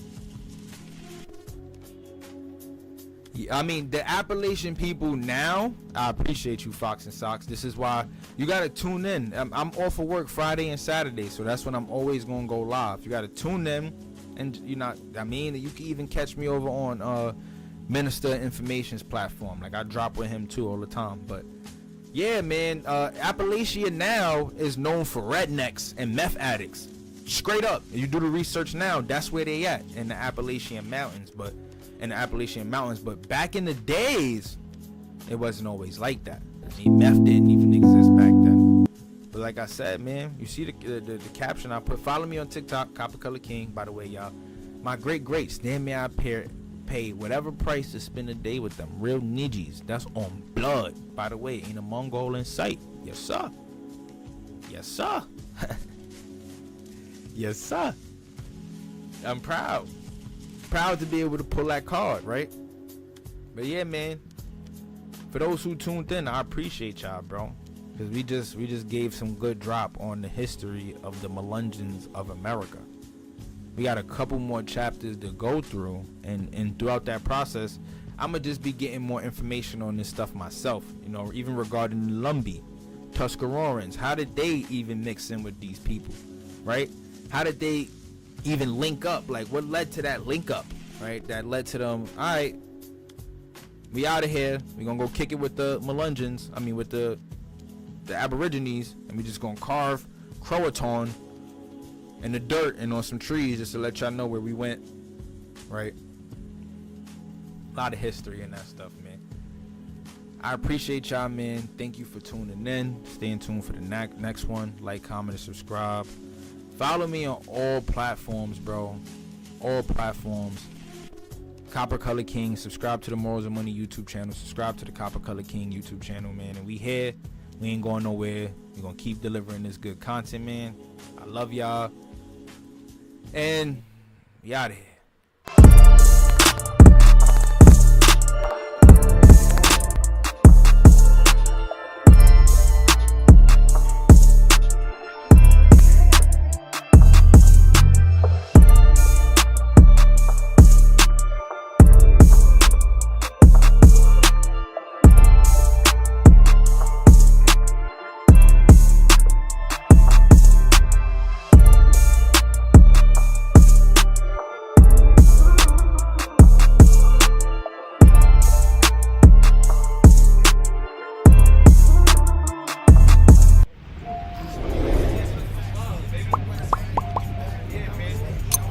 We breaking that black barrier every single day, every weekend, 24/7. It does not matter.